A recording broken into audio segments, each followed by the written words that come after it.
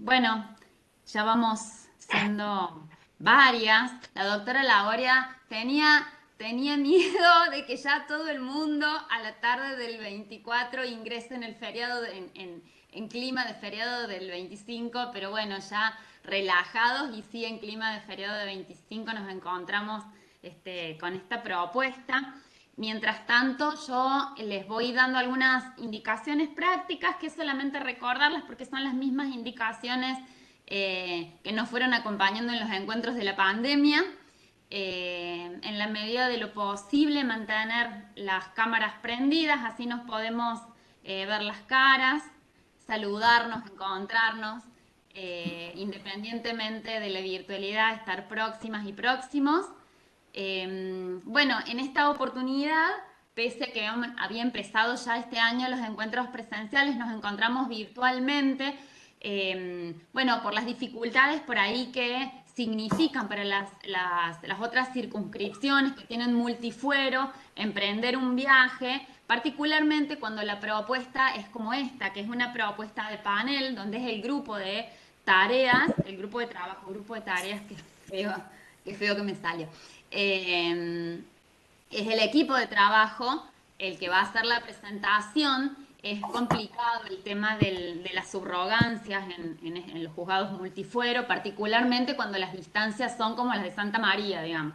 Así que bueno, este es el motivo por el cual nos volvemos a encontrar en la virtualidad sin que esto signifique una lejanía, solamente otro modo de poder hacernos presente y encontrarnos, que es siempre la intención. Bueno, ya estamos en hora y vamos a ir abriendo la propuesta, abriendo el encuentro. Ya seguramente se van a ir sumando algunas personas más. Este ya es el cuarto encuentro de este ciclo de comentarios de fallos locales con perspectiva de género. Y es el primero de este año en esta modalidad que yo les comentaba. Está organizado conjuntamente con la Escuela de Capacitación Judicial a cargo de la doctora Fernanda Rosales, que envía sus saludos y siempre está presente con sus aportes. En este momento nos está acompañando Walter en la asistencia técnica, así que bueno, muchas gracias Walter por toda tu atención. Bueno, está organizado también por la Oficina de la Mujer de la Corte de Justicia a cargo de la doctora Fabiana Gómez, que nos está acompañando, nos ha saludado. No sé, Doc, si quiere hacer ahora otro saludo, después avanzamos nuevamente al momento del cierre con alguna intervención. Sí, yo aprovecho para saludar, siempre Sí, aprovecho sí. estos encuentros porque es hermoso poder encontrarnos todas, todos, sobre todo escuchar a nuestra cuarta circunscripción judicial, en la persona de la doctora Lagoria, Albita, de Celina Sánchez y de la doctora Pastorelli, a quien no la conozco, ¿sí? Pastorelli.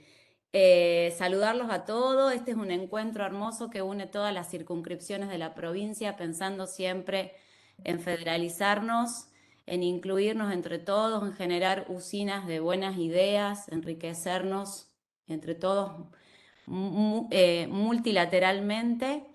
Y en esta interpelación que nos hace las nuevas realidades, como dice la canción que bien elegiste, María José, que te felicito, Marijó y Marcela, por esta innovación en este nuevo encuentro del observatorio, que las realidades nos interpelan, nos hacen repensar cada día, aunar nuestros esfuerzos para dar una mejor calidad de servicio de justicia diariamente. Y eso es lo que dice la letra de la canción. Así que, bueno, no quiero quitar tiempo, quiero que las escuchemos a ellas y todas puestas a disposición para ustedes. Bien. Bueno, otra cosa que de lo práctico me restó decirles es que no es necesario que ustedes dejen sus datos en el chat porque ya les están tomando la asistencia de la lista de participantes que la plataforma arroja, así que bueno, pueden descansar de esta tarea y dejar libre el chat solamente para las intervenciones, los comentarios, las preguntas. Recordarles que se queden tranquilas, tranquilos si tienen que retirarse porque estamos grabando el encuentro. Me fijo, Walter, si podés chequear que esté activada la grabación, la función de grabación para tener el registro del encuentro. Y luego vamos a compartir el enlace, lo subimos en el Facebook y compartimos el enlace, perdón, en YouTube y compartimos el enlace en la página o en el Facebook y tienen todo el archivo para recuperarlo. Bueno, ya ingresando en la propuesta, les habíamos adelantado que este es un encuentro más de este comentario de fallos locales con perspectiva de género. Y esta actividad se encuentra inscripta en la campaña de ONU Mujeres contra la Violencia de Género, que es Pinta el Mundo de Naranja, por eso mi lacito, y por eso también la estética de los flyers que va acompañando cada una de las propuestas conserva el color naranja y azul, que son los colores de la campaña. ¿sí? Esta campaña busca hacer presente esta problemática, la de la violencia de género, con el objetivo de erradicarla, y si bien el 25M es el día central, lo que propone también es que todos los 25 de cada mes se haga alguna convocatoria para reflexionar e interpelar sobre la problemática.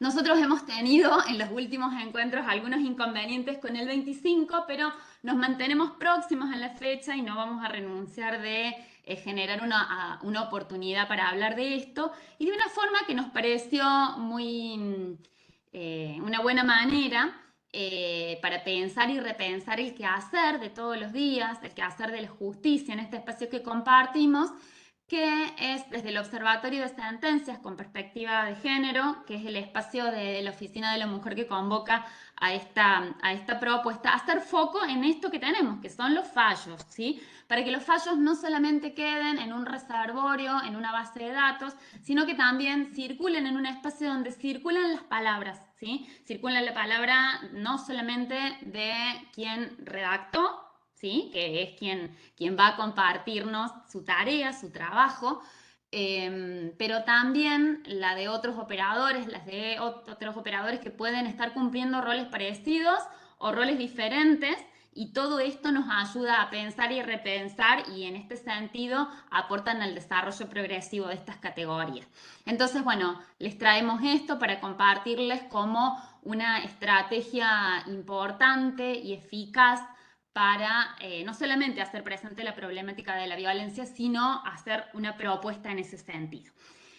Bueno, yo hasta aquí les presento el marco general de la convocatoria, y María José nos va, bueno, no la presenté, me disculpo, tampoco me presenté yo soy Marcela Whitaker y soy secretaria de la Oficina de la Mujer, y María José Acosta es secretaria del Juzgado de Ejecución Penal, Fiscal, y ambas vamos a estar acompañándoles en la presentación de los distintos momentos de este encuentro, y yo los dejo con ella, que directamente nos va a presentar la propuesta de este cuarto encuentro puntualmente. Hola, muy buenas tardes a todos y a todas. Aquí de vuelta compartiendo este hermoso espacio que es como un encuentro cálido para compartir experiencias y que la gente escuche lo que estamos haciendo desde el Poder Judicial. Eso es lo más importante, en generar un cambio, tal y como lo decía la canción, qué está pasando acá adentro y qué está pasando afuera, y para nosotros dar respuesta a la sociedad. En esta oportunidad tenemos la grata presencia de nuestras colegas de Santa María, a quienes le apreciamos mucho y con mucho cariño se sumaron a esta propuesta, y hoy en día el título de esta reunión está abocado a alimentos y violencia económica. Este es el título de esta reunión, y que son nuevas perspectivas para pensar el proceso, pensar la prueba y el proceso. Tenemos la novedad que va a ser una exposición descontracturada con las chicas, van a ir interviniendo cada una, así que yo lo que voy a hacer ahora es presentarlas a las tres, y ellas van a ir hablando y conversando de estos dos novedosos fallos que usaron los estándares internacionales en perspectiva de género, Y tal como les dijo Marcelita, los invitamos a que entren a la página del Poder Judicial y ahí en la parte de la OM, de la Oficina de la Mujer, se desprende una pestaña donde ustedes pueden ver y recurrir a todas estas herramientas para al momento de elaborar alguna sentencia. Tienen todos los estándares internacionales, tienen la guía que los lleva directamente a los estándares y además entran al observatorio de sentencias, de que si tenemos un tiempito, se los voy a mostrar, así lo ven. Y otra cosa muy importante, bueno, de que hay sumarios en cada una de las desagregaciones que tiene esta página para que los usen, para que indaguen, para que conozcan toda la labor que viene haciendo todo nuestro Poder Judicial en marco de la perspectiva de género. Así que los invitamos a que usen esta herramienta que es pensada y también los invitamos a que sumen nuevas ideas, ¿no? Porque de eso se trata, entre todos, armar algo y que la gente conozca lo que hacemos desde acá adentro. Todas podemos aportar un granito de arena para que nuestra labor sea vista por la sociedad. Creo que nos está faltando esto de publicitar más las cosas que nosotros hacemos desde adentro. Así que los invitamos a todos a que sumen y se sumen a esta tarea de que hacer conocer lo que nosotros trabajamos diariamente y tratamos de dar respuesta a los justiciables. Otra cosita que es importante destacar es una nueva herramienta que se creó dentro de la OM, que es el chatbot, que es una forma es un WhatsApp, para explicarlo, que tiene respuestas predeterminadas. Es increíble, úsenlo y tenemos que dar a difusión esta herramienta porque la verdad que es muy novedosa y que estaría bueno que se implemente en otras áreas también porque es una forma de respuestas rápidas a quien nos pide una consulta sobre el tema que estamos abocadas nosotras. Así que bueno, sin más, les doy el pantallazo y les invito a que exploren y que traten de ver todas las herramientas que ustedes tienen ahí porque en serio están buenísimas y súper útiles. Bueno, pasando de vuelta a presentarles a las genias que nos están acompañando, las chicas de Santa María, con mucho cariño, las presentamos a la doctora Alba Lagoria, que está a cargo del Juzgado Civil Comercial y Familia de Santa María, es abogada por la Universidad Nacional de Tucumán, especialista en Justicia Constitucional y Derechos Humanos de la Universidad de Bolonia y diplomada en Derecho de las Relaciones Individuales de Trabajo por la UNT del Tucumán y en Género por AMJA y por la Oficina de la Mujer de la Corte Suprema de Justicia de la Nación. Ha ejercido independientemente su profesión y también se desempeñó en cargos públicos en la Municipalidad de Santa María y en el Consejo Deliberante de esa ciudad. Ingresó en el Poder Judicial en el 2008 como secretaria de Fiscalía y ocupa el cargo de juez desde el 2011. Participa de AMJA, de la Asociación de Mujeres Juezas, y también colabora con la Asociación de Magistrados de la provincia de Catamarca. Por otro lado, tenemos a Alicia Noelia Pastorelli, que también forma parte del equipo de trabajo del Juzgado Civil, Comercial y de Familia de Santa María desde el año 2021. Es abogada, procuradora recibida en la Universidad Nacional de Tucumán y ejerció independientemente su profesión desde el 2011 y fue asesora legal del municipio de Santa María. Ha realizado diferentes capacitaciones y están siempre atentas a todos los cursos que se realizan para el mejor funcionamiento de la justicia. Y después tenemos a María Celina Sánchez, que es secretaria de Violencia Familiar y de Género del Juzgado Civil Comercial de Santa María y ha trabajado en el Poder Judicial desde el 2012. Es abogada y procuradora recibida en la Universidad Nacional de Tucumán, mediadora en cuestiones de familia y de violencia. Y ha realizado también infinitas formaciones, capacitaciones y actualizaciones y también forma parte del Observatorio de Sentencias. Así que, sin más, una breve presentación de cada una de ellas. Le damos la palabra y bienvenidas. Es suyo, todo este auditorio es ansiosa por escucharla. Bueno, muy buenas tardes. Es un placer haber recibido la invitación de la Oficina de la Mujer para compartir algunas sentencias que se han dictado con perspectiva de género. Saludamos con mucho cariño a todos los participantes de esta pequeña reunión, Agradecemos la asistencia de cada uno de ustedes, de la ministra Fabiana Gómez, ministra de la Corte de Justicia de la provincia de Catamarca, que nos honra con su presencia, de la doctora Marcela Whittaker, de funcionarios y funcionarias de las distintas circunscripciones judiciales del interior y también de la capital, compañeros abogados de trabajo y compañeras, y también de ciudadanos que han podido acceder a la plataforma para compartir este espacio.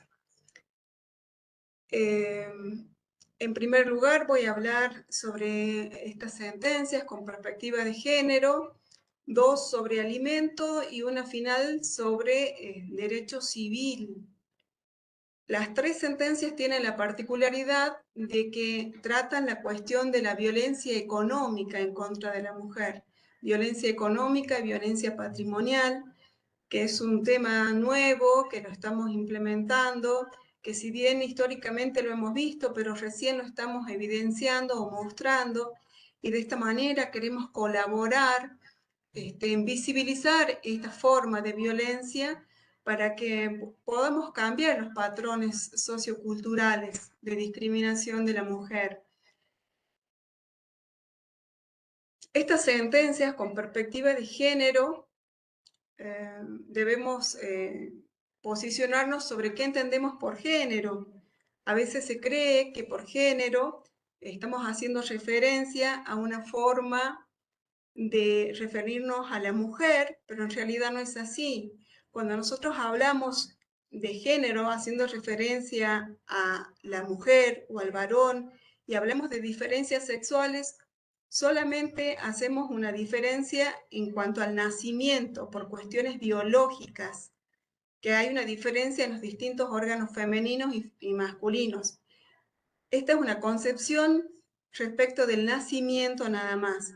Pero, en cambio, cuando nos referimos a la cuestión de género, estamos dando cuenta de una construcción que ya no es biológica, que es cultural y social, y que como tal implica una valoración de una sociedad determinada sobre lo que se entiende que es o cumplir un rol de mujer o cumplir un rol de varón. Y esta concepción histórica nos permite poder modificarla para que a través del cambio cultural podamos eliminar las formas de discriminación en contra de la mujer. Entonces, posicionada en la cuestión de género, tratemos de ver y de advertir la necesidad de los pronunciamientos con perspectiva de género. Esta es una obligación constitucional para nosotros los operadores judiciales, en cuanto nuestro país ha suscrito convenciones internacionales que nosotros debemos cumplir y observar. Entonces, es una obligación que se actualiza de oficio. La metodología que debemos aplicar para emitir este tipo de pronunciamiento debe permitirnos una mirada atenta para detectar posibles situaciones de desventaja o de impacto desproporcionado. Para juzgar con perspectiva de género, debemos usar un protocolo que nos permita maximizar esta percepción del género, desmontar contenidos, volverlos a dotar de significados y colocar un orden distinto al tradicionalmente existente. Pero también este protocolo nos tiene que permitir mirar este fenómeno social, visibilizar a la mujer y mostrar cómo y por qué cada fenómeno se encuentra atravesado por una relación de poder. Y en ese sentido vamos a encontrar cómo la mujer ha sido vulnerada. Los pasos para juzgar con perspectiva de género identificar primeramente si existen situaciones de poder, porque este es el gran conflicto, las situaciones de poder, que por cuestiones de género dan cuenta de un desequilibrio en la controversia, en el juicio. Cuestionar los hechos, cómo lo manifiestan las partes, y valorar la prueba libre de todo estereotipo, sin prejuicio de género, a fin de poder visibilizar la situación de desventaja provocada por la condición de sexo o de género. Un tercer paso para hacer este tipo de juzgamiento es ordenar la prueba necesaria para visibilizar estas situaciones.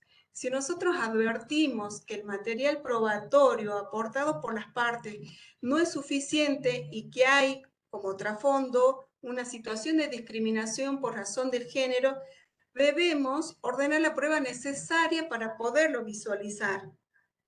Ahora, una vez que estamos haciendo referencia al derecho aplicable, nosotros tenemos que cuestionar la neutralidad del derecho aplicable y evaluar el impacto diferente de la solución propuesta y tratar de buscar una solución justa y equitativa de acuerdo al contexto de desigualdad por cuestión de género. El tercero de los fallos que vamos a desarrollar es donde se hace un análisis profundo de cómo el derecho aplicable no resulta idóneo para la resolución del conflicto. El derecho propuesto por las partes no es el idóneo y como al juez le corresponde decir el derecho aplicable, hemos usado el instituto del enriquecimiento sin causa, porque de esta manera hemos podido encauzar la problemática del vínculo relacional y dar una respuesta que no sea perjudicial para los derechos patrimoniales de la mujer. También debemos, en el momento de emitir el pronunciamiento, aplicar todos los estándares de los derechos de las personas involucradas, especialmente niños, niñas, mujeres, adultos mayores, personas con discapacidad, y debemos usar un lenguaje inclusivo. Con respecto al Corpus Juris Internacional de los Derechos Humanos, es decir, el marco jurídico internacional de los derechos humanos, nosotros tenemos como parámetro base la Convención sobre la Eliminación de todas las formas de discriminación contra la mujer, que nosotros la conocemos como CEDAW.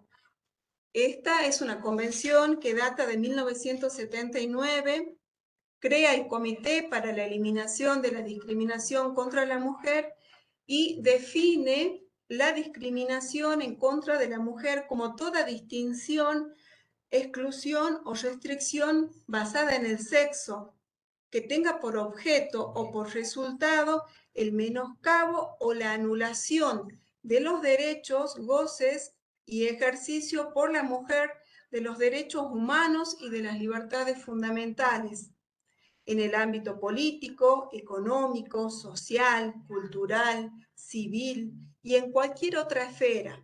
Por lo que podemos ver que el concepto de discriminación que nos da la CEDAW es de tal amplitud que podemos encuadrar dentro de su ámbito cualquier derecho que sea vulnerado respecto de la mujer. Este mismo cuerpo jurídico internacional establece en su artículo 5 como una obligación para los estados la modificación de los patrones socioculturales de conductas de hombres y mujeres con miras a alcanzar la eliminación de los prejuicios o prácticas consuetudinarias o de otra índole que se basan en la inferioridad o superioridad de los sexos o en funciones estereotipadas de la mujer. Como vemos, esta convención es la que nosotros utilizamos para dictar las sentencias con perspectiva de género, porque nos permite visibilizar la cuestión de vulnerabilidad de los derechos de la mujer y en función de esa visibilización poder hacer un cambio en la sociedad. Otra de las convenciones que nosotros aplicamos es la Convención Belén do Pará. Esta convención tiene el carácter de ser una convención sobre derechos humanos que es supralegal. No tiene la característica como la CEDAW de tener el mismo rango constitucional. Y en función de eso, podemos advertir que esta CEDAW tiene el rango constitucional y está incorporada en el 75, inciso 22, mientras que la Convención Belén do Pará es una convención nacida en el marco de la ONU que también regula los derechos de la mujer, ¿sí? Es una convención sobre derechos humanos y dentro del marco tuitivo podemos nombrar también grupos vulnerables constitucionalmente protegidos. Así como habíamos visto que en el artículo 75, inciso 23, que contempla a los niños, a las mujeres, a los ancianos y a las personas con discapacidad, y le obliga o le manda al Congreso a promover medidas de acción positiva para garantizar la igualdad real de oportunidades y de trato para el pleno goce y ejercicio de los derechos reconocidos por la Constitución y los tratados internacionales. Pero así como en el ámbito nacional tenemos el 75, inciso 23, en el ámbito de la provincia de Catamarca tenemos el artículo 65, que también entre los grupos vulnerables menciona a la mujer y establece que además de los derechos sociales que imperan en la Constitución de Catamarca, son sujetos de preferente tutela el trabajador, la mujer, la niñez, la juventud, la ancianidad y los discapacitados. La comunidad catamarqueña se funda también en la pluralidad y la solidaridad. El análisis del marco jurídico de aplicación del ámbito internacional, nacional y el ámbito provincial nos permite ver que hay principios y valores que infunden todo el sistema. Y en la Constitución de Catamarca podemos apreciar una perspectiva social que nosotros tenemos que armonizar al momento de hacer el control de convencionalidad y constitucionalidad para la aplicación al caso, logrando en forma armoniosa e integradora que funcione todo el ordenamiento jurídico, respetuosos de la mujer y respetuosos de las disidencias sexuales, porque como recordamos, en el ámbito de la provincia de Catamarca, nosotros tenemos este respeto a la diversidad, por lo que los derechos del colectivo LGBTIQ+, se encuentran protegidos dentro del ámbito constitucional de la provincia de Catamarca. A continuación, me voy a referir a una sentencia que tiene las siglas RAT versus BER sobre alimentos, que ha sido catalogado por la Oficina de la Mujer de la Corte de Justicia de la provincia de Catamarca como una sentencia con perspectiva de género. Al proceder al análisis de la sentencia, la oficina estimó que se habían trabajado estándares como el derecho a la vida, la violencia económica y patrimonial. El caso en análisis refiere a una mujer, madre, que en representación de sus hijos solicita alimentos al progenitor. Ella solicita el 40% de los ingresos que éste percibe como monotributista en la categoría A. Ella pone de manifiesto que el señor, el demandado, no hace un aporte para los alimentos de los hijos, ni en dinero, ni en especie, y que además había cobrado el ingreso familiar de emergencia que por la pandemia del COVID se había pagado, y que estos montos no habían sido invertidos en la ayuda alimentaria a los hijos. Del análisis de la probanza podemos acreditar que realmente el señor había percibido estas asignaciones, el demandado no pudo demostrar la utilización de estos fondos en beneficio de su familia y se mostró reticente a toda forma de colaboración. En esta sentencia, además de los derechos del niño, nosotros ponemos en evidencia que esta mujer ha sido víctima de violencia económica, porque el menoscabo que le produce a sus ingresos la falta de colaboración del progenitor afecta sus derechos a la dignidad, a vivir una vida libre de violencia, a que esta violencia económica la afecte en forma desproporcionada, porque en forma solitaria ella debía hacerse cargo de cubrir las necesidades de sus hijos. Esta definición de violencia económica la encontramos dentro de la ley 26.485. Recordemos que esta ley nos definía, ¿verdad?, los tipos de violencia, que hablaba de violencia física, la psicológica, la sexual y también la violencia económica y patrimonial. Cuando hacemos referencia a la violencia económica y patrimonial, encontramos que en este caso había la limitación de los recursos económicos destinados a satisfacer las necesidades o la privación de los medios indispensables para la mujer para tener una vida digna. Entonces, realizamos esa declaración para visibilizar la situación de la esposa, en este caso a la madre de los hijos, y encontramos que se habían vulnerado su derecho a la dignidad, y como el derecho a la dignidad es la fuente de los demás derechos. Nosotros consideramos y compartimos la jurisprudencia que dice que el progenitor reticente en el pago de la cuota alimentaria es considerado por la doctrina como un agente formador de violencia económica en contra de la mujer, y que la afecta de manera directa a ella y de manera indirecta a sus hijos.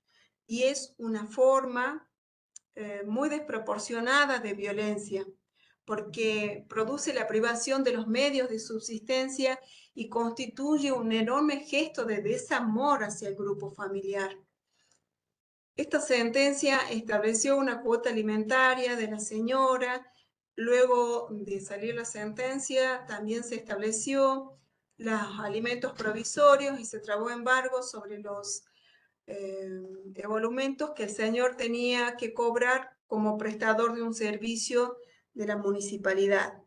En este sentido, se articularon algunas de las medidas, pero siempre hace falta acompañar la reticencia del incumplidor con otras medidas de tipo penal, porque el incumplimiento a los deberes de asistencia familiar es un delito, y si en el ámbito penal nosotros podemos contar con una investigación que pueda avanzar en esta problemática, va a sumar para que estos deudores alimentarios cumplan con su obligación alimentaria.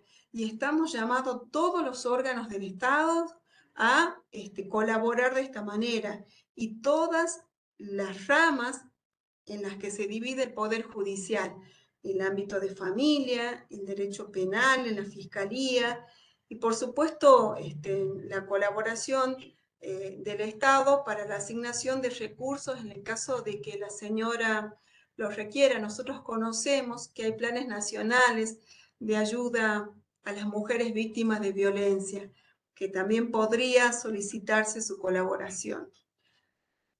A continuación, voy a hacer referencia a otra de las sentencias. Esta es una sentencia que es identificada como MCD versus BRF sobre alimentos. En este expediente, la señora solicita alimentos a favor de sus hijos menores de edad. De la probanza del expediente resulta que la progenitora había tenido al cuidado de los hijos en el periodo de la pandemia, y con posterioridad a tener a los hijos consigo, inicia el juicio de alimentos. Pero del análisis de los informes socioambientales y de la probanza de los expedientes incorporados, damos cuenta que los niños vivían con el padre, regresaron a vivir con su papá, y él cubría todas sus necesidades alimentarias, de salud, de educación, de vestimenta, pero al momento que los hijos estaban con su mamá, no tenían los recursos suficientes para alimentarse, porque la señora era de muy escasos recursos. Entonces, para ver si la progenitora tenía legitimación para accionar, tuvimos que recurrir al Código Civil, y en este sentido aplicamos la norma del artículo 666, que la vamos a recordar. que dice que en el caso de cuidado personal compartido, si ambos progenitores cuentan con recursos, cada uno debe hacerse cargo de la manutención cuando el hijo permanece a su cargo. Ahora, si los recursos de los progenitores no son equivalentes, aquel que cuenta con mayores ingresos debe pasar una cuota alimentaria al otro para que el hijo tenga el mismo nivel de vida en ambos hogares. Este artículo establece, ¿verdad?, los criterios para aplicación, es decir, que en el caso de que los hijos convivan con uno de los padres, pero el otro no tiene recursos suficientes, corresponde establecer una cuota alimentaria para que al momento que los hijos vayan a estar con el otro progenitor, puedan tener recursos y gozar de la misma calidad de vida que tenían en el otro hogar.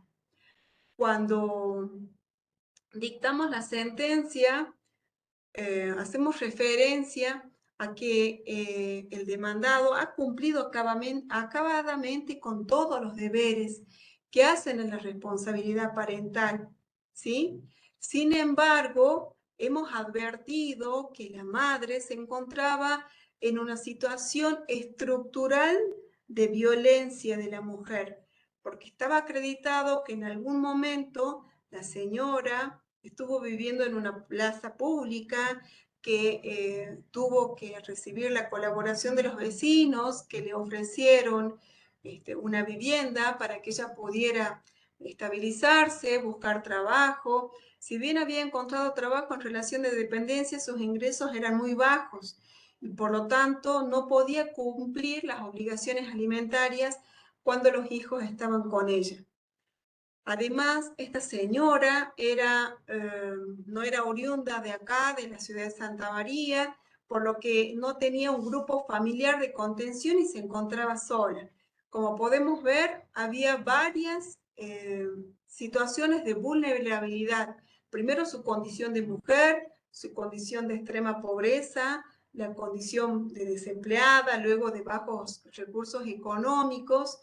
Por eso es que en esa interseccionalidad de diferentes vulnerabilidades pudimos dictar una sentencia y establecer una cuota alimentaria a favor de la madre, de la progenitora, aun cuando los niños vivían con su papá, para que al momento de que los niños estén con su madre puedan contar con los medios económicos para abastecer sus necesidades.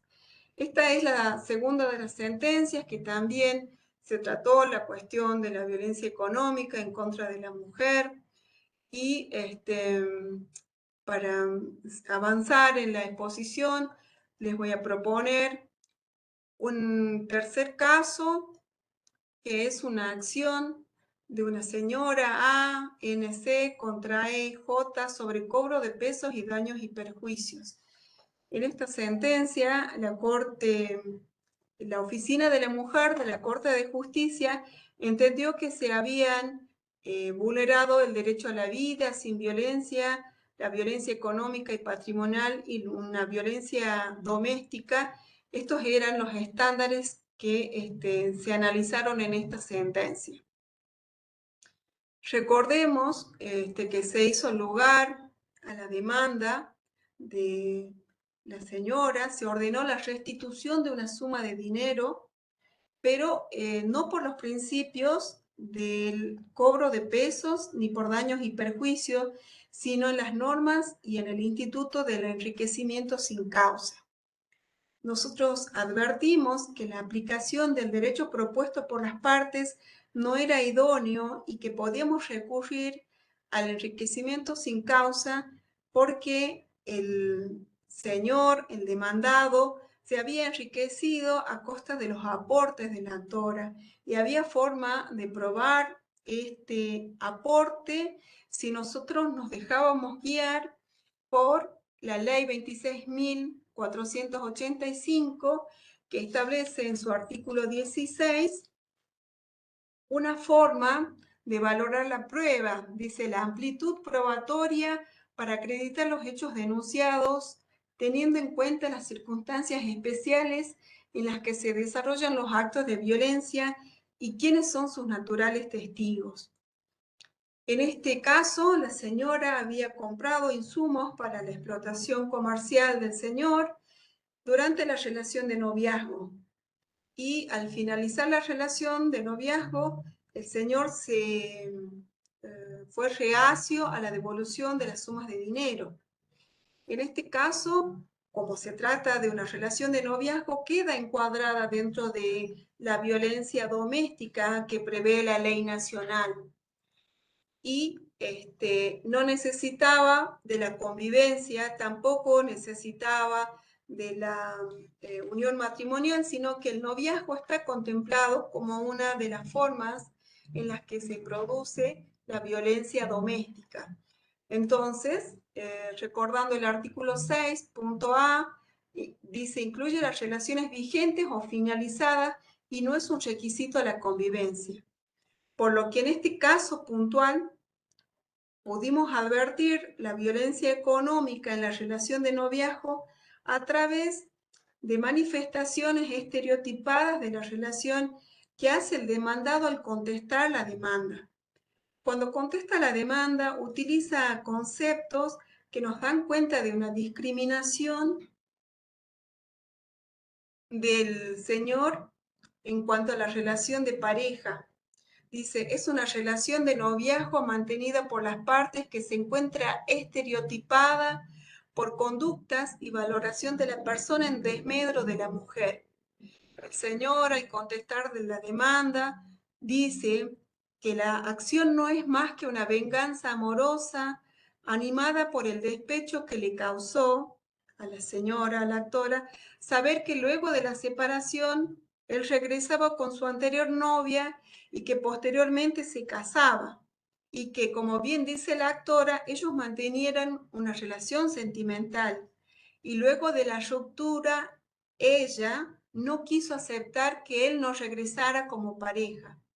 Esta forma de concebir la relación de noviazgo está estereotipada porque parte del concepto que es el hombre el que tiene la facultad de volver o no volver, de retomar o no retomar la relación, cuando en realidad, cuando finaliza una relación de noviazgo, es por la decisión de las dos partes. A través de estos conceptos y otros comportamientos que ha demostrado en el procedimiento, pudimos advertir la violencia que nos permitió la utilización de este artículo 16 para valorar la prueba con tal amplitud que pudiera quedar encuadrado en el enriquecimiento sin causa. Y esta forma de interpretar y valorar la prueba es un imperativo constitucional. Está asentado especialmente en la Recomendación General 33 sobre el acceso de las mujeres a la justicia del Comité sobre la eliminación de todas las formas de discriminación contra la mujer. Esta Recomendación 33, refiriéndose a la obligación de los órganos judiciales, dice que se deben revisar las normas sobre carga de la prueba para asegurar la igualdad de las partes en todos los campos en que las relaciones de poder priven a la mujer de la oportunidad de un tratamiento equitativo por parte de los jueces.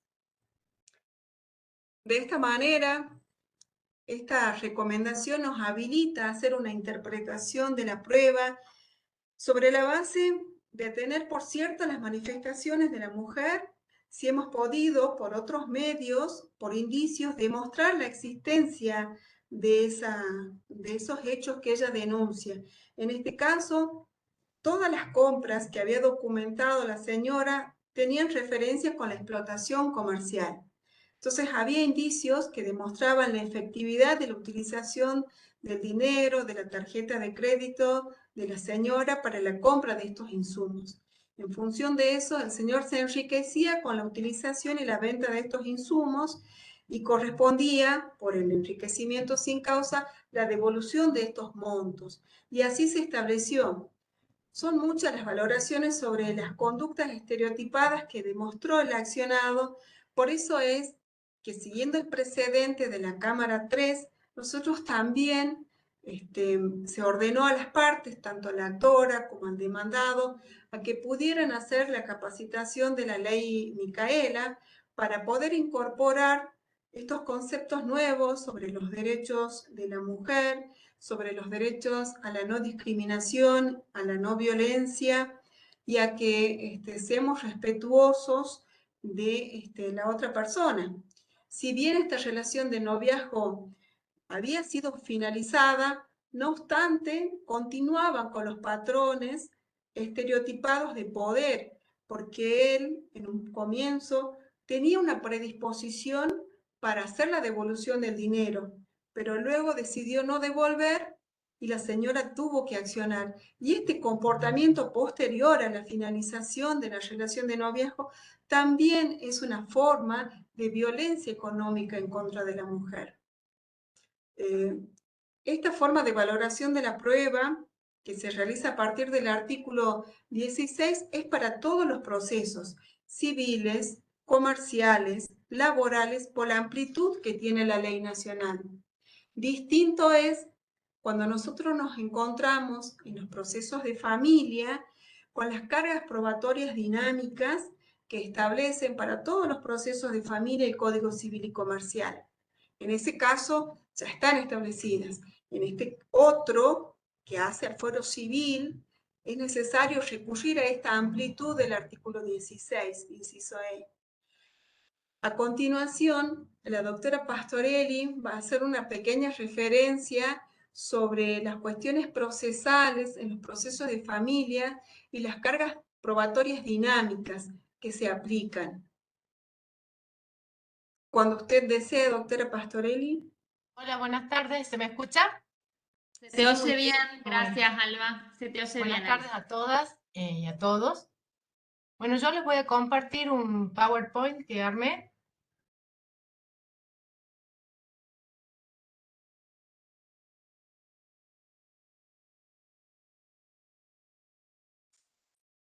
Ahí está.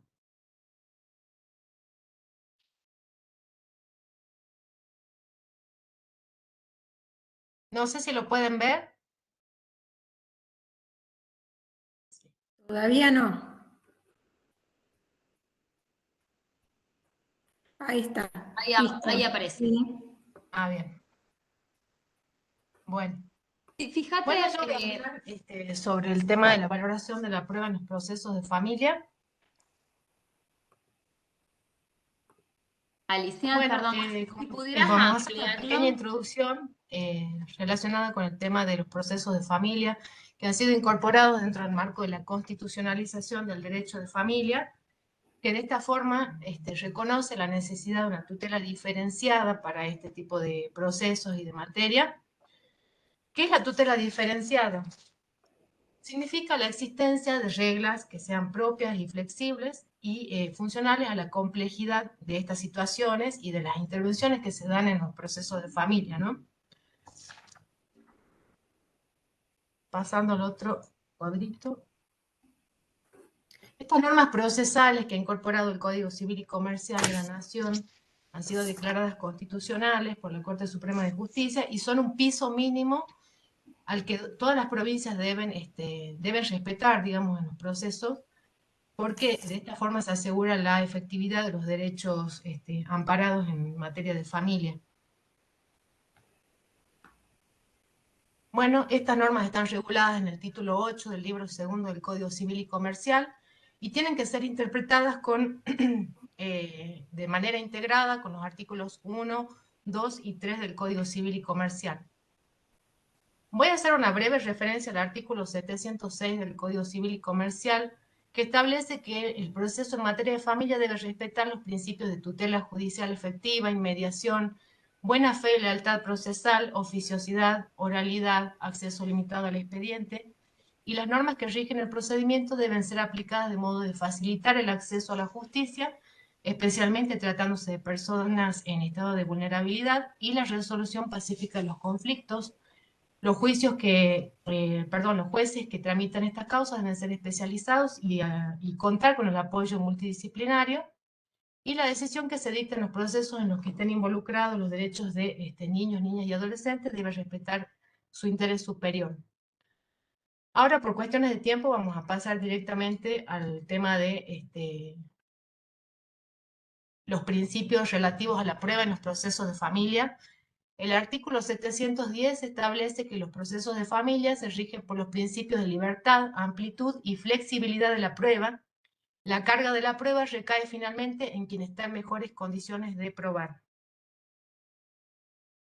Bueno, estos principios son aplicables tanto al objeto como a los medios probatorios y a la interpretación de la prueba.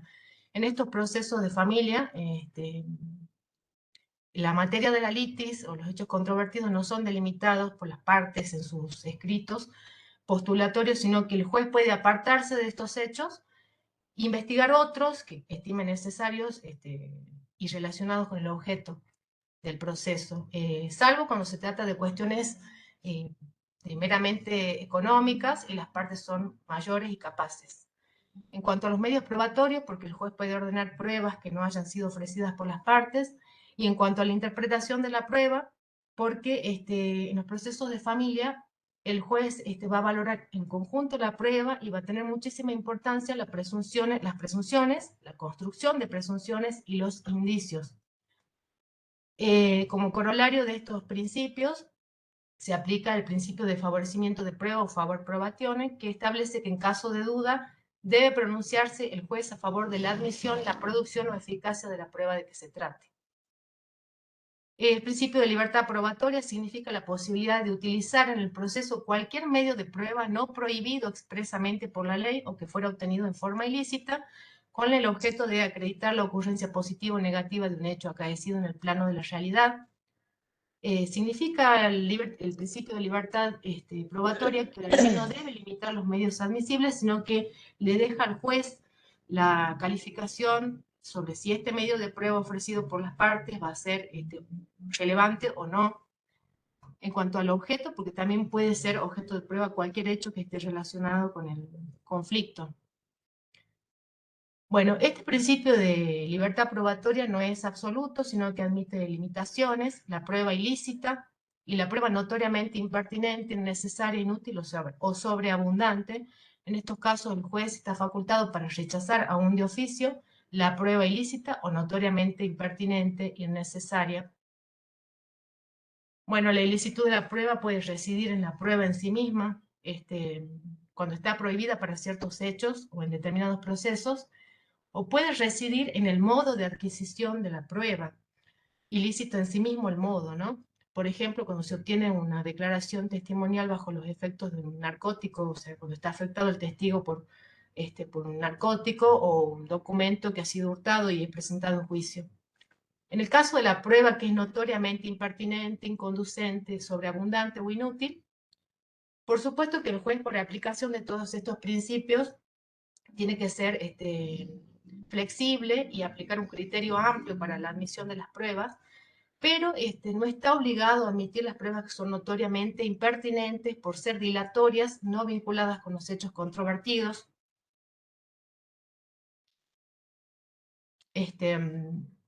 inadecuadas en función del objeto procesal. En estos casos, el rechazo debe hacerse fundadamente y es apelable. Pero, ¿qué debe tener en cuenta el juez para resolver el rechazo de una prueba? Porque sea, por ejemplo, inútil o sobreabundante o inconducente. Va a tener que tener en cuenta la notoriedad. O sea, el juez tiene que estar seguro que esta prueba va a ser inútil o ajena a los hechos que se están ventilando en este proceso de familia.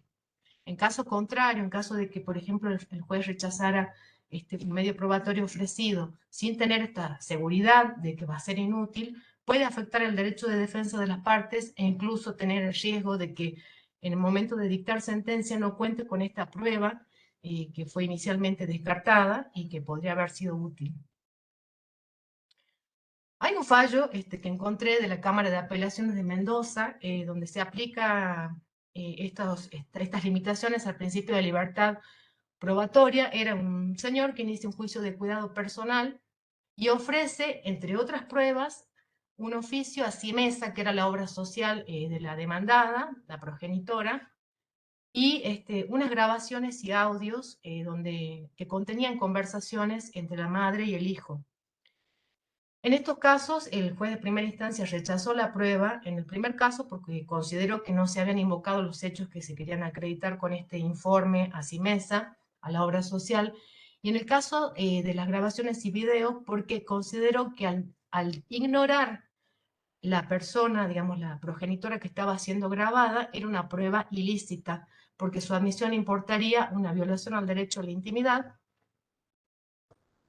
Bueno, el actor en este caso apeló la sentencia y en la Cámara se confirmó la sentencia de primera instancia. En el primer caso, consideró que era sobreabundante la prueba Simesa porque habían otras pruebas que también iban a aportar estos datos sobre la medicación que consumía esta señora. Y en el caso de las grabaciones y audios, la Cámara la consideró una prueba ilícita por ilicitud formal, es decir, por el modo de adquisición, porque se trataba de una grabación, un audio de una conversación entre la madre y el hijo, cuya producción fue lograda sin el consentimiento de los interesados, tampoco mediaba una orden del juez, y tampoco se daba una situación de extrema gravedad, como ocurriría, por ejemplo, en un caso de violencia de género, en el que sí se justificaría, por ejemplo, que para acreditar estos actos de violencia la víctima pudiera grabarlos, ¿no? Sin el consentimiento. Ahora, yendo al principio de amplitud probatoria, está vinculado al principio de favorecimiento de prueba, y significa favorecer la mayor cantidad, la admisión de mayor cantidad de material probatorio en el proceso de familia, porque como sabemos, como sucede también con los casos de violencia de género, que generalmente también se dan en los procesos de familia, son hechos que se producen en el seno de la intimidad de las familias, no en forma pública, y por lo tanto son hechos que se califican como de difícil acreditación o comprobación en juicio. El principio de amplitud probatoria nos va a dar la pauta en caso de duda de admitir una prueba, ¿no? Si estamos en la duda sobre si es admisible o no, en virtud de este principio lo vamos a admitir. La flexibilidad en la prueba significa la atenuación del principio de legalidad de las formas. Bueno, una prueba en los procesos tiene que no solamente llevar al juez la convicción, sino también tiene que cumplir ciertos requisitos formales en cuanto a su obtención, a su registro. Pero por el principio de la flexibilidad de la prueba, las formas jamás van a prevalecer sobre el fondo de la cuestión ventilada, o sea, en los procesos de familia, como también sucede en las cuestiones de violencia de género, la forma tiene que servir al fondo, no puede ser un obstáculo para la introducción de una prueba en el proceso. Bueno, ahora vamos a hablar un poquito sobre el tema de las distintas pruebas. Vamos a ir a los documentos, a los mensajes de WhatsApp. Son considerados documentos electrónicos, instrumentos particulares no firmados, y bajo esa naturaleza van a ser analizados. Deben ser analizados. También tenemos las capturas de pantalla o screenshots, que son el modo más común que utilizan los letrados, los abogados para incorporar pruebas en estos procesos y en muchos procesos más. ¿Qué naturaleza tienen las capturas de pantalla? Bueno, no son prueba electrónica, sino que son una mera representación física materializada en soporte papel de un hecho acaecido en el mundo virtual. ¿Qué valor probatorio tienen las capturas de pantalla? Tienen valor de mera prueba indiciaria, son un indicio. Una captura de WhatsApp o, por ejemplo, de una publicación en Facebook o en Instagram o en cualquier otra plataforma, per se no puede acreditar un hecho y tampoco puede constituir por sí sola el fundamento para un dictado de sentencia definitiva. ¿Por qué motivo? Porque estas capturas omiten muchos datos, mucha información, porque no son el documento electrónico original, generado a través de esta plataforma de mensajería, sino una reproducción del mismo. También pueden ser objetos de manipulaciones, de falsificaciones, por lo tanto no podemos certificar si son documentos íntegros. Por ejemplo, en el WhatsApp sabemos que podemos eliminar mensajes o manipularlos, por supuesto, ¿no? a las copias. Pero a la luz de los principios que estuvimos analizando, siempre va a ser admisible, o sea, se los puede incorporar sin perjuicio de lo que el juez decida al momento de dictar sentencia. O sea, la admisión va a ser posible sin perjuicio de la atendibilidad de esta prueba a través de la actividad valorativa que va a realizar el juez al dictar sentencia. Como les decía, en el ámbito del proceso de familia siempre es necesario que el juez se pronuncie a favor de la admisibilidad, aunque quizás parezca demasiado, siempre es mejor que haya más pruebas, aunque después tenga que descartarlas, ¿no?, al momento de valorarlas.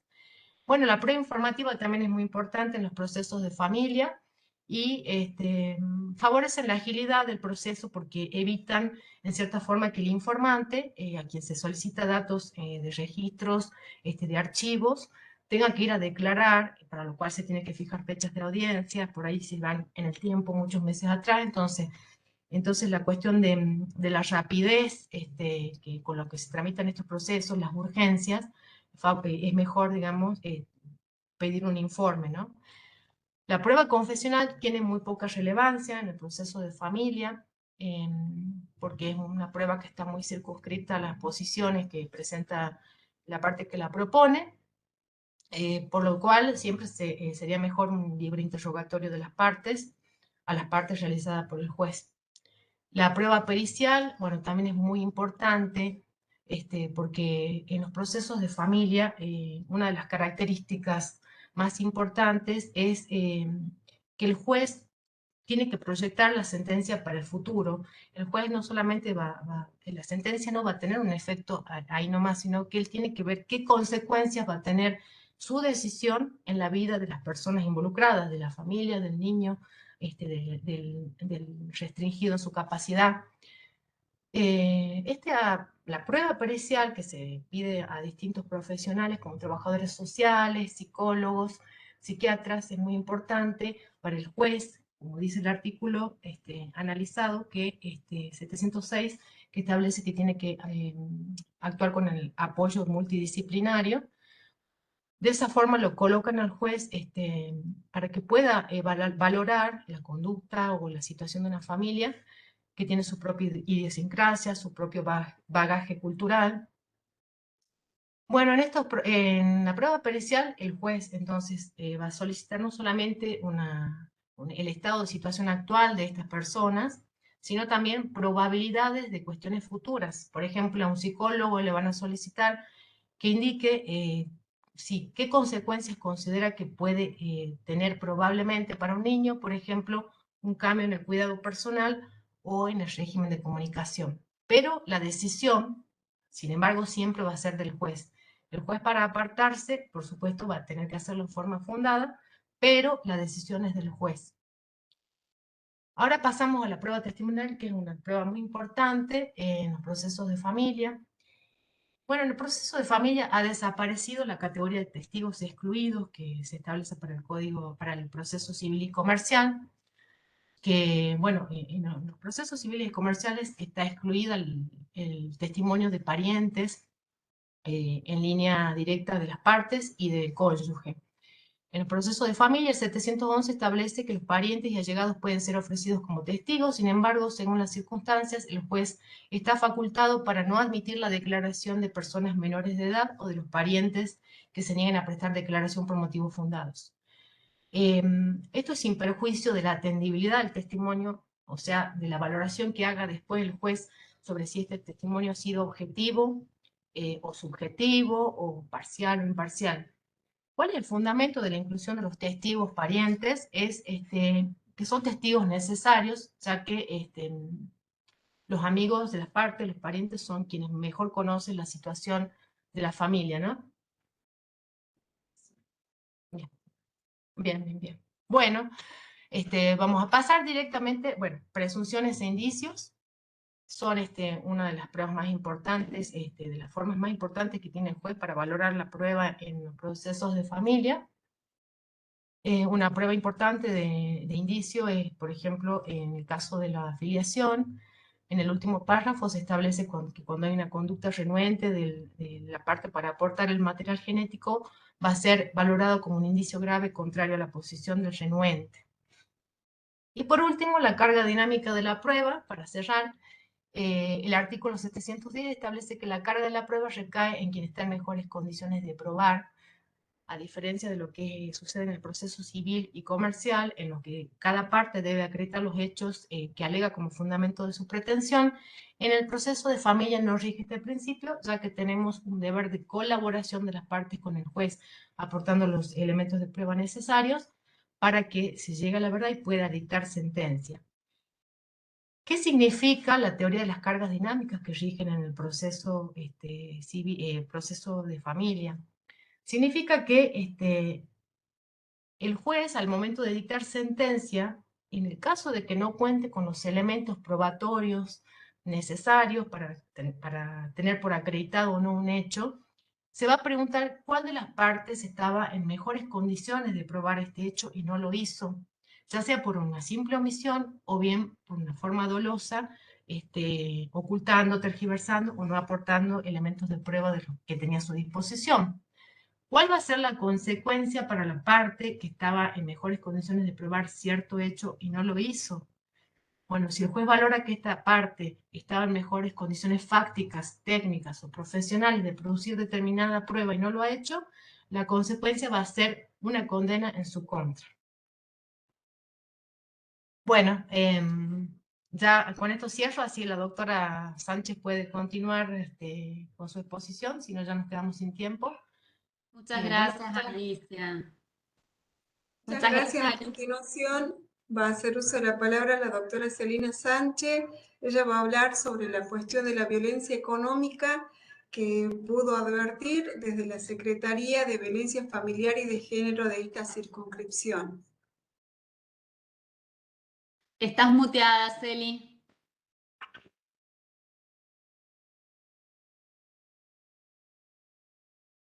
No se te oye.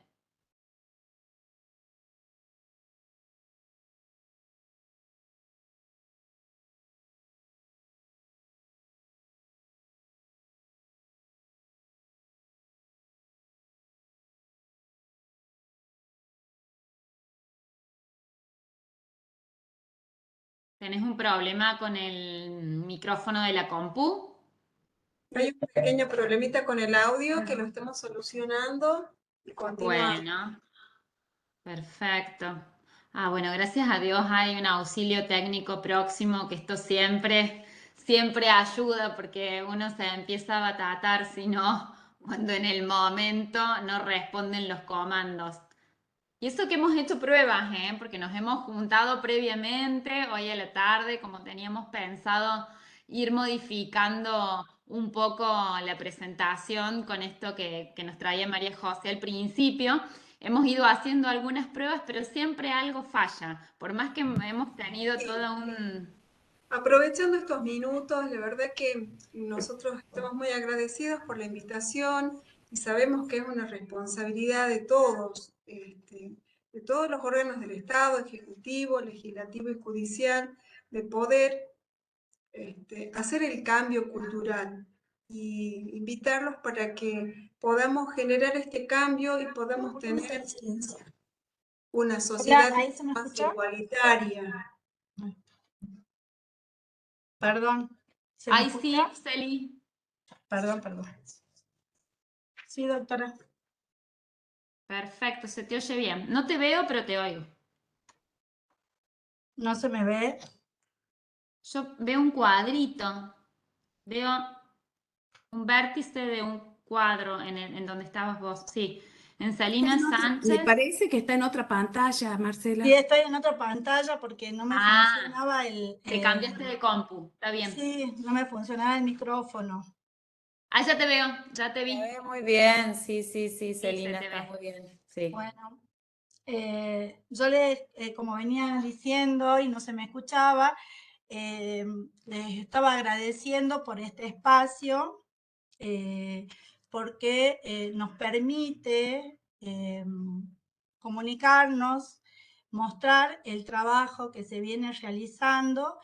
Así que muy agradecida a la doctora Fabiana Gómez, que siempre nos acompaña, está al lado nuestro, nos ayuda a seguir creciendo y sentimos ese apoyo a Marcela, que también es la incansable colaboradora de la doctora, y en esta oportunidad a María José. Muchas gracias por estar de moderadora, y a todos y todas que nos han acompañado y nos siguen acompañando en esta tarde. Ahora me toca estar del otro lado. Siempre estuve o por lo menos tuve una oportunidad de moderadora. Ahora estoy desde el otro lado, mostrando el trabajo. Así que voy a hacer referencia a un poco, vamos a seguir hablando, voy a seguir hablando de lo que es la violencia económica y o patrimonial, como lo relataba, lo decía recién la doctora Alba, y haciendo un poco de historia en relación al contexto de este fenómeno bajo análisis, que fue, podemos decir, o como muchos autores lo dicen, fue desapercibido, pasó por desapercibido ante los ojos del mundo jurídico, ya que el mundo jurídico tenía puestos sus ojos o el foco de atención en otros tipos de violencia contra las mujeres, más fácilmente detectables y cuya atención mediante procesos idóneos, rápidos, hacía indispensable su aplicación para prevenir las posibles consecuencias irreparables que se podían provocar. A su vez, este silenciamiento y la escasa importancia atribuida tiene su correlato en los patrones sociales y culturales que imperaban en el mundo occidental hasta mediados del siglo XX, porque basta con recordar a la familia tradicional, donde tenemos el marido que trabajaba, que era el que salía a trabajar, era el sexo fuerte, y la mujer que quedaba, la esposa que quedaba en la casa, el trabajo dentro del hogar, cuidando a los hijos, que era representaba el sexo débil para el pensamiento de ese tiempo. Entonces, conforme al pensamiento, a la mentalidad de esa época, que estaba arraigada en el entramado social, no se justificaba dotar a las mujeres de capacidad e independencia económica. Entonces, mal podía pensarse en tutelar derechos inexistentes ante posibles vulneraciones. Entonces, luego, en la segunda mitad ya del siglo pasado, ya se produjeron diferentes cambios en los paradigmas imperantes. Entonces, tenemos uno de los cambios de cuando empiezan a tener más importancia los derechos humanos dentro del derecho internacional público, y además, como surgimiento de los factores sociopolíticos, se produce una redistribución de los roles en la familia.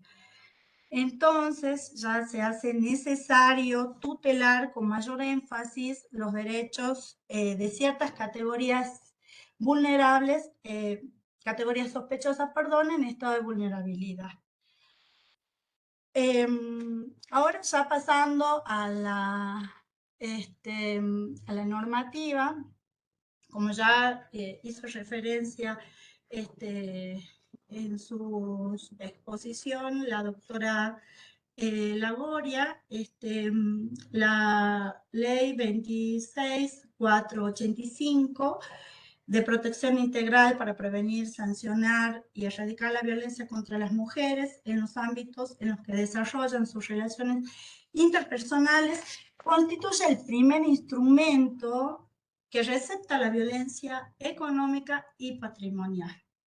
También conjuntamente con ella coexisten otros diversos instrumentos nacionales e internacionales que conforman el corpus juris de protección de los derechos de las mujeres. y mencionamos, como también lo mencionó la doctora, la convención, la CEDAW, Convención sobre la Eliminación de todas las formas de discriminación contra la mujer, y la Convención Belén do Pará, entre otras.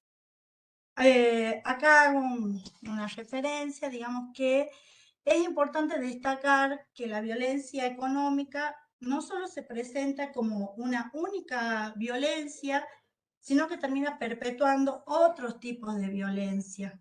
Es decir, la falta de recursos económicos hacen que muchas mujeres permanezcan en situaciones de violencia psicológica, sexual, simbólica, física o contra la libertad reproductiva. La no independencia económica por parte de las mujeres es una herramienta y un factor de riesgo que utilizan los agresores para seguir sometiendo a las víctimas. Asimismo, siguiendo con el plexo normativo, en referencia ya a nuestra ley provincial 5434, hago mención a los primeros artículos de esta ley, que en su artículo primero habla de la declaración del interés prioritario para el Estado provincial de la lucha para la prevención, erradicación, sanción de la violencia familiar y de género, que es la ejercida en el seno intrafamiliar contra las mujeres, niñas, niños, adolescentes, adultos mayores, incapaces, personas discapacitadas, lesbianas, gays, bisexuales y transexuales, y la que se lleva a cabo motivada en relaciones familiares, cualquiera sea la persona, condición, sexo y edad del damnificado. Igualmente también en su artículo segundo habla del ámbito de aplicación, el artículo 3 del objeto, el cuarto considera o define al grupo familiar, a que refiere en su artículo primero. Y el quinto define a la violencia familiar y refiere que es toda acción, omisión o abuso ejercido contra las mujeres, niñas, niños y adolescentes incapaces, personas discapacitadas, adultos mayores, lesbianas, gays, bisexuales y transexuales, destinado a dominar, someter, controlar, restringir o afectar la vida, la salud, la integridad física, psíquica, emocional, económico y patrimonial, sexual y la libertad de las personas dentro del ámbito familiar o como consecuencia de las relaciones originadas en el grupo familiar, configuren o no delitos. Ahora, ya en el orden de lo práctico, voy a hacer referencia a las denuncias que se han recibido en la Secretaría de Violencia respecto de esta violencia económica y o patrimonial. Es el caso en el cual la denunciante tiene un juicio de alimentos del 2016, momento en el cual se produjo, digamos, normalmente ella pudo percibir la cuota alimentaria, que era para 2 hijos que tiene con el denunciado, hasta que en unos meses esa normalidad se transformó en una situación de menoscabo, de vulnerabilidad, en virtud de que este papá, esta persona que deja de trabajar en esta empresa de transporte que tenía asiento, digamos, en asiento comercial, domicilio comercial en nuestra ciudad. A partir de ahí, como les dije, comienza a peregrinar, ya que con la sentencia en mano, no puede lograr que esta persona pueda cumplir con los alimentos, porque cambiaba de trabajo, cuando no estaba registrado, ella percibía la asignación universal y era una suerte hacía la investigación, digamos, para saber en qué trabajo estaba y poder presentarla a su abogado, que ahora actualmente ya tiene participación como patrocinante en la Defensoría de esta circunscripción judicial.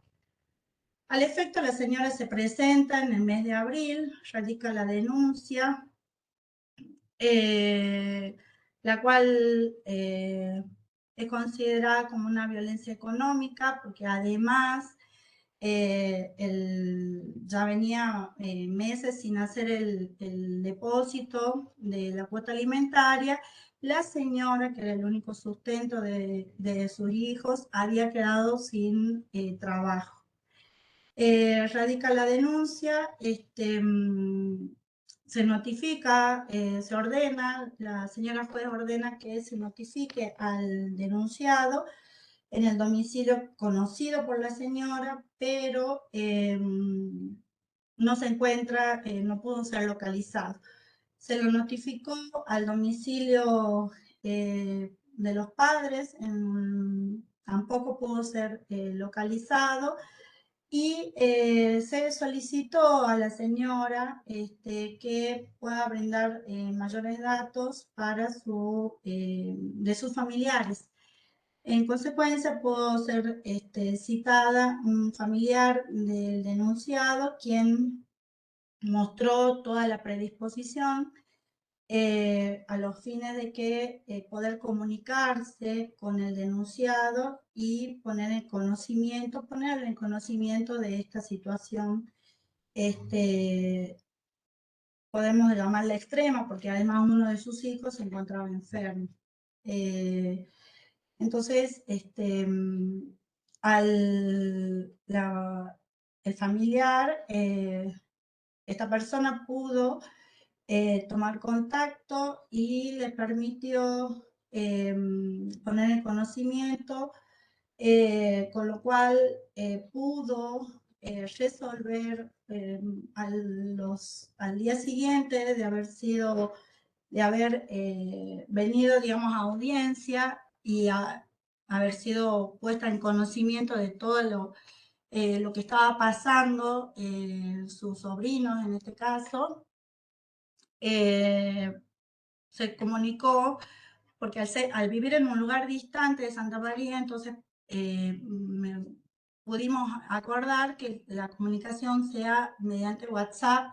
Entonces ella me envía un comprobante de depósito que hizo el denunciado. A su vez, el denunciado solicitó el régimen de visitas y tiene audiencias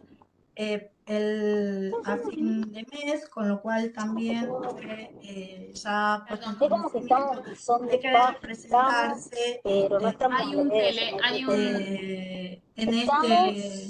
hay un audio abierto. luego de que se presente para solicitar en la audiencia del régimen de visitas. En un caso, queríamos poner conocimiento, que queríamos comentar, entre otros, que por supuesto también se han presentado, y justamente como decía anteriormente, que no solo es una violencia económica, sino ya genera una violencia a la mujer al no poder salir de esa situación, ya le genera también una violencia psicológica, física. En otros casos se ha planteado, y como también lo mencionó la doctora en su momento, es muy importante la aplicación o las políticas públicas, en este caso del programa Acompañar, que permite a la víctima de violencia poder decir puedo salir, puedo con esta pequeña ayuda poder salir de esa situación de violencia en la que se encuentra. Yo quería terminar un poco haciendo una referencia de que los tiempos cambian, las personas cambian, el derecho cambia, entonces está en manos de nosotros, de los operadores jurídicos, de cambiar el lente con el que miramos o con el que se miran las injusticias cotidianas, garantizando la protección de los derechos de los grupos de personas vulnerables. Muchas gracias, como les dije, por esta tarde, a todos los que han organizado, los que han participado, nuestros compañeros de trabajo, y a todos, muchísimas gracias. Muchas gracias, Celina. Gracias, Celina. Gracias a Alba, gracias a Alicia. Muchísimas gracias por habernos compartido, por haber tratado de condensar tanto tiempo de trabajo. Yo creo que han hecho un esfuerzo por traer tantas experiencias y distintos aspectos, digamos, de la experiencia sobre este rubro en un solo encuentro. Bueno, reiterar el agradecimiento, no solamente porque se sumen a esta propuesta, sino porque de distinta manera también se suman a la tarea que permite y que posibilita estos encuentros, que es, por ejemplo, ser parte de la tarea del Observatorio de Sentencias, ya que de los que han compartido el equipo que ha hecho la exposición, las sentencias, las resoluciones que se encuentran con sentencias firmes ya han sido incorporados al observatorio y están disponibles para todos ustedes en la página de la Oficina de la Mujer, en la pestaña morada, que es así bien visible, que es la pestaña donde está el observatorio, donde ustedes pueden ingresar no solamente, y disponer de no solamente toda la resolución ya, bueno, por supuesto, trabajada con las reglas de Heredia, teniendo presente que se trata de materia sensible y que hay que proteger la intimidad de las personas que intervienen en la causa, salvo aquellos que intervienen solo en razón de su función.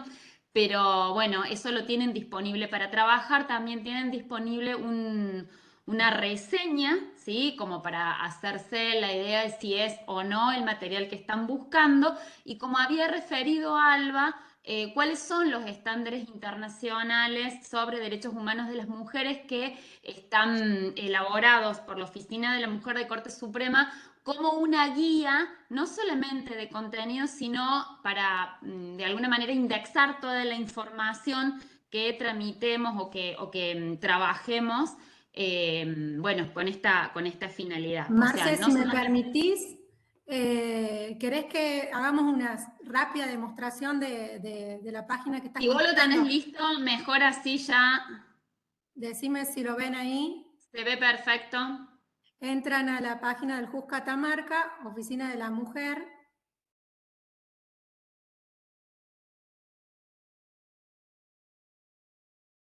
Como ven, acá está toda la página cargada. Tienen todos datos importantes que les pueden servir mucho como herramienta de trabajo, y esto es lo que contaba Marcela, el Observatorio de Sentencias. Este es el logo, y aquí tienen la guía interactiva de los estándares, y a su vez se desagregan en cada uno de ellos. Ven cómo aparecen todos los recursos que tiene esta herramienta, que, como les digo, es súper útil. Y acá está el Observatorio de Sentencias, como le decía Marce. Esperemos que se cargue un segundito. Y están todos. Vieron que las chicas les compartieron códigos y están todas cuidadas las sentencias para evitar que se conozca el nombre de las partes. Están los resúmenes y acá encuentran la sentencia completa, el fallo completo. Así que es cuestión de bucear en este recurso que tiene la Oficina de la Mujer, que es sumamente útil. Así que los invitamos. Inclusive acá está el chatbot que les mencionábamos, para que ustedes también puedan hacer preguntas en línea, que es un chat automático, para que también puedan consultar lo que quieran en este chatbot. Así que, bueno, los invitamos a que conozcan y que... La búsqueda también es respecto de las circunscripciones judiciales. Podemos ver y buscar sentencias de Cámara, sentencias de primera instancia de la capital, del interior, de las distintas circunscripciones, sentencias de corte. Otra de las formas de búsqueda que también es muy útil para poder acceder a las sentencias con perspectiva de género. De nuestra parte, muy agradecidos con todos y todas, también muy agradecidos con el trabajo de todos los empleados y empleadas que nos acompañan. Nosotros somos en este momento la cara visible, pero en la tramitación somos mucho más y todos comprometidos con los justiciables, comprometidos con los derechos de la mujer, de los colectivos vulnerables, porque sabemos que lo nuestro es un servicio a la comunidad.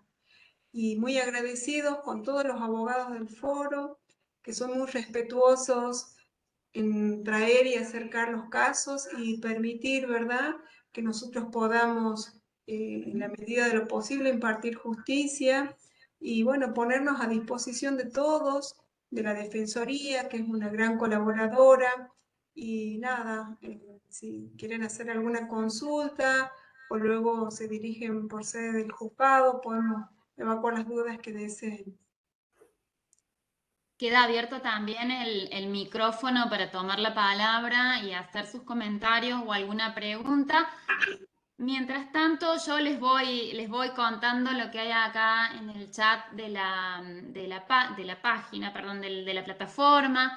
Las saludan, les agradecen, excelente exposición, muy interesante, por ver concretamente la aplicación y la protección integral de la mujer. Muchas gracias a los organizadores y a cada una de ustedes. Excelente exposición, muchas gracias, doctoras, excelentes expositoras.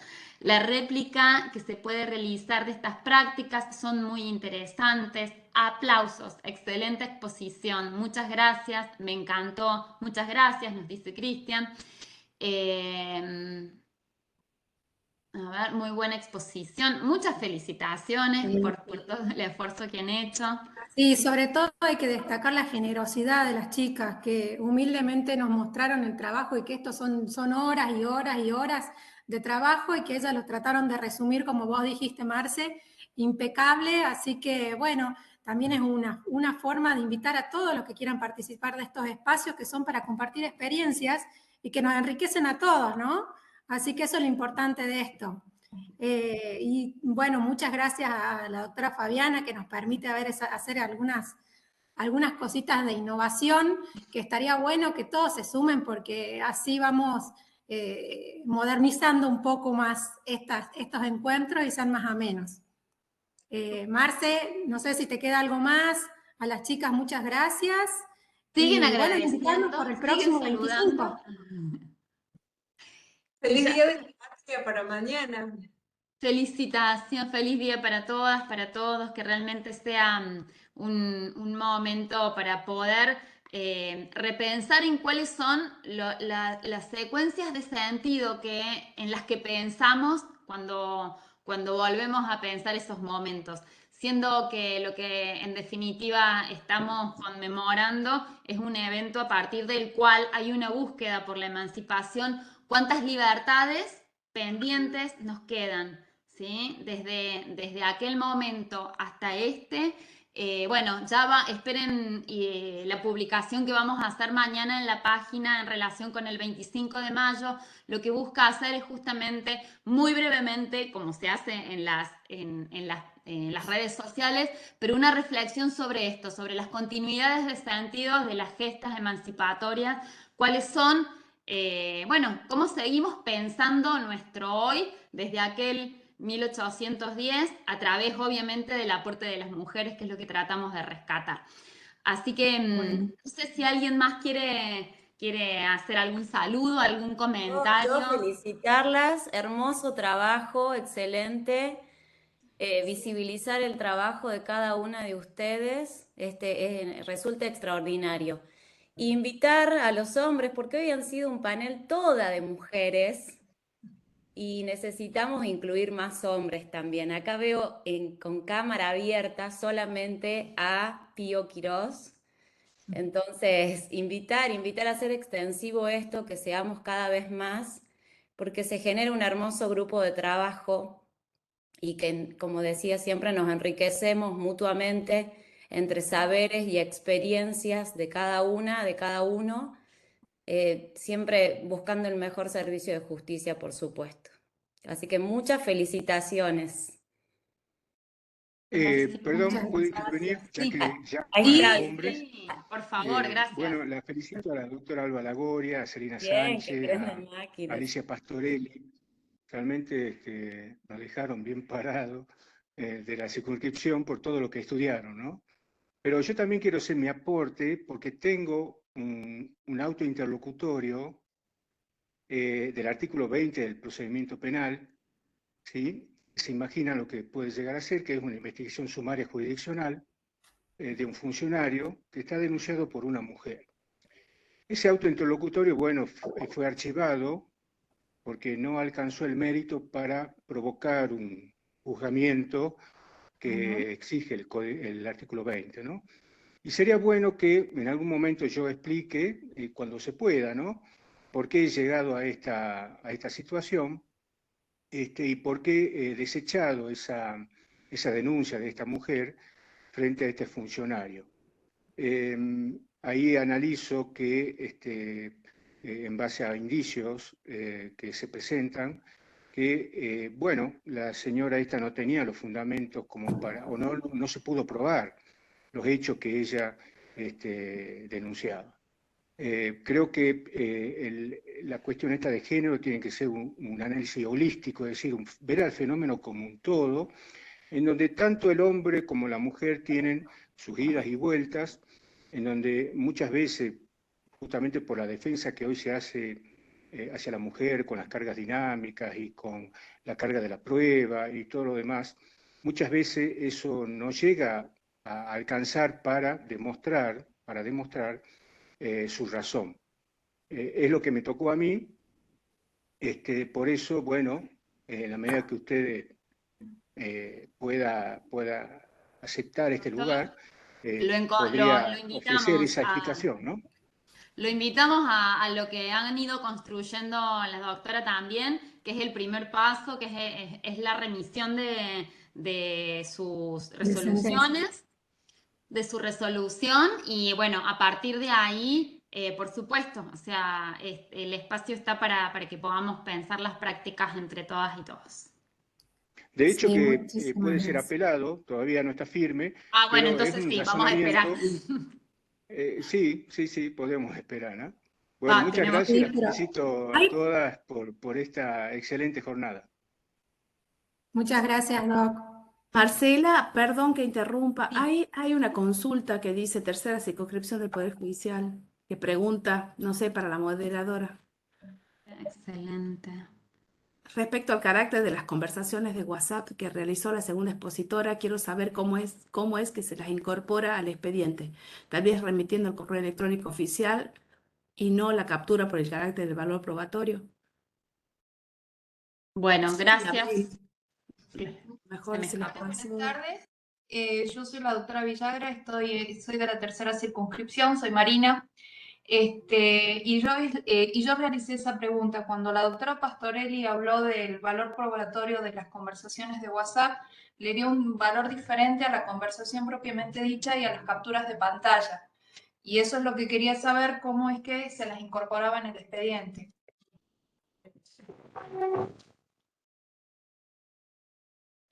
Bueno, la incorporación se realizaría, puede hacerse, por ejemplo, presentando las capturas de pantalla, ya sea del correo electrónico o bien del WhatsApp, y ofrecer, pedir que el secretario dé fe de la autenticidad. Bueno, en estos casos sería mejor que él cuente con un perito que le colabore, un perito informático, y ahí él va a tener que certificar muchos datos, digamos que, por ejemplo, el tema del teléfono, lo que es el email,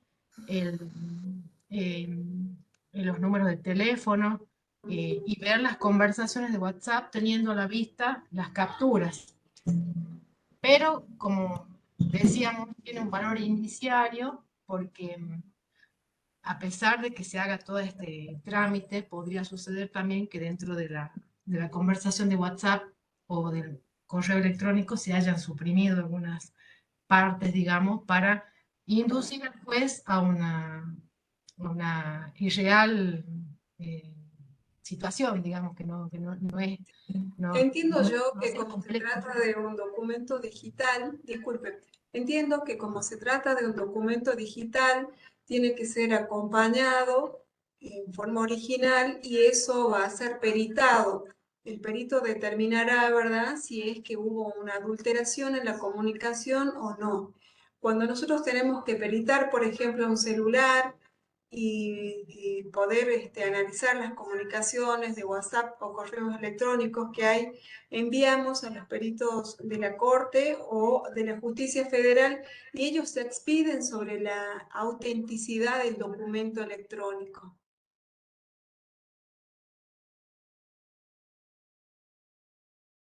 Mi aporte o mi consulta es, porque nosotros acá, bueno, yo estoy trabajando como fiscal penal y generalmente en las conversaciones de WhatsApp, cuando la incorporamos dentro de los procesos penales, hay unas pestañas que se despliega dentro del WhatsApp, que es estos 3 puntitos que tienen acá dentro del WhatsApp. No sé si se lo puede observar acá. Entonces acá se despliega y hay unas ventanas que abren y que se refieren a vaciar en una conversación específica. Se puede remitir toda la conversación al correo electrónico y esa conversación no puede ser adulterada porque es directamente desde el servicio de mensajería de WhatsApp y que pasaría directamente al correo electrónico. Por eso era mi consulta, si es que eso serviría ya como este documento digital, porque sí, las capturas de pantalla pueden eventualmente ser modificadas cuando son presentadas en los expedientes, ¿no? Muchas gracias, Marina, por su aporte. Conocemos de todo su bagaje de experiencia en el ámbito penal y nos está aportando una nueva forma de incorporar esta prueba que es muy bien recibido. Muchas gracias, señora fiscal. Muy interesante lo que dice la doctora Villagra, tal cual. Generar estos espacios para encontrar estas otras soluciones también. Agregaría que además del envío de la conversación es respaldar la identidad del receptor y de las partes involucradas, digamos, ¿verdad?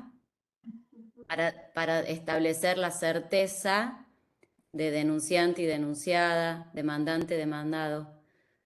Perfecto. Muy bien. Sí, generalmente cuando nosotros hacemos eso acá, sí hacemos esto de identificar el celular, el email, como decía la doctora Pastorelli, identificar el email, identificar la línea telefónica, el número de chip, y identificar también al propietario de la línea y a dónde es que se remite, que generalmente es al correo oficial de la Fiscalía. Y de ahí, bueno, se baja toda la información y se baja toda la conversación, es como un diálogo en donde aparecen los números telefónicos y bueno, eso lo respaldamos también, por ejemplo, pidiendo informes a las empresas de telefonía para que acreditan la titularidad de las líneas, ¿no? Perfecto. Muy bien. Perfecto. ¿Alguien más quiere agregar algo antes de finalizar la reunión?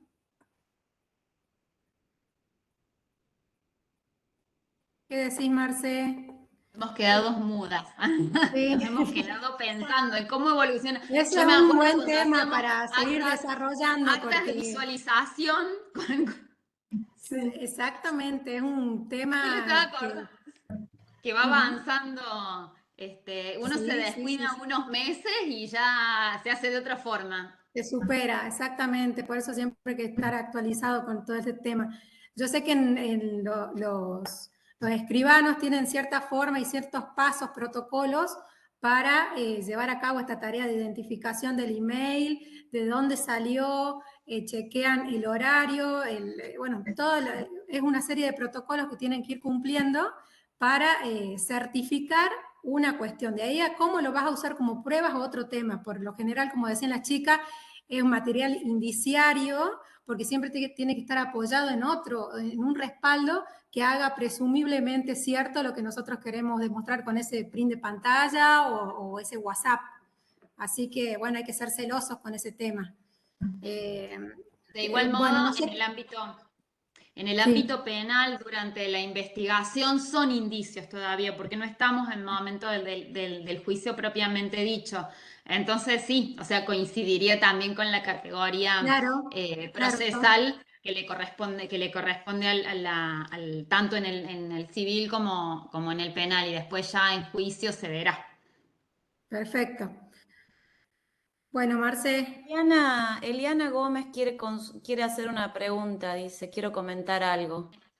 Tome el micrófono.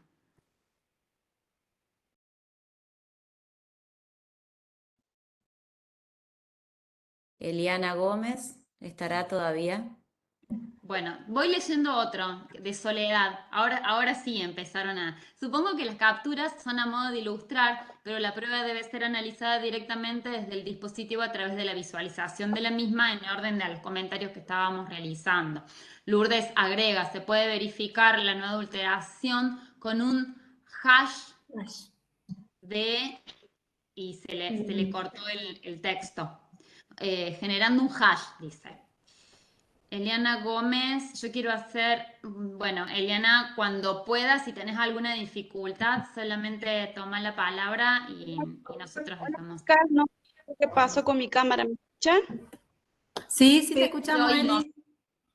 ¿Cómo están? Buenas tardes. Yo estaba de oyente porque, bueno, no sé, mi internet no funciona bien. Yo les quiero comentar, ahí estoy, les quiero comentar que la semana pasada hubo un encuentro con el doctor Gober, fiscal de instrucción, y el doctor Maturano, acá en la escuela, en la Asociación de Magistrados y Funcionarios, y ellos hablaron muy bien, de manera muy práctica, lo que es la evidencia digital y la prueba dentro de lo que es un proceso de violencia, en un caso de violencia.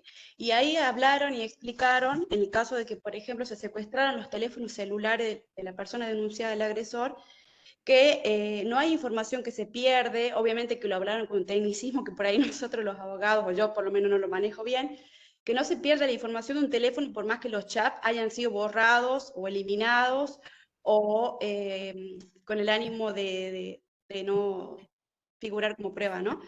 Y ellos explicaron cuál es la tarea de una investigación, sobre todo en los casos de violencia de género, bullying, y grooming, hablaron también del contexto de violencia, y explicaron cuál es el trabajo del laboratorio. El laboratorio acá que depende del Poder Judicial y que funciona con competencia en la Fiscalía 7. Me pareció sumamente importante porque yo trabajo en casos de violencia en el interior, y el tema de la violencia psicológica, que por ahí que es la que se ejerce sobre todo a través de medios electrónicos, ¿verdad?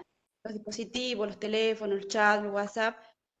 Bueno, eso quería contar, que explicaba él que la información no se pierde, que es una evidencia, que es muy tenida en cuenta a la hora de investigar con perspectiva de género para imputar y luego juzgar en estos lineamientos. Ese era mi aporte nada más, porque estuvo muy, muy interesante. Digo, hacer un trabajo interdisciplinar, ¿verdad? Que es un caso de violencia tanto civil como... Eso nada más le quería contar. Gracias por el espacio, chicas. Muchas gracias. Muchas gracias a vos, Eliana. Muy interesante, muy amable. Bueno, no sé, María José, si querías agregar algo más, si no, vamos cerrando. No, mira, creo que ya estamos. Si no, vamos despidiéndonos y vamos agradeciendo de vuelta. No sé cuántas veces vamos agradeciendo, que sí, geniales todas, así que muchas gracias por todo.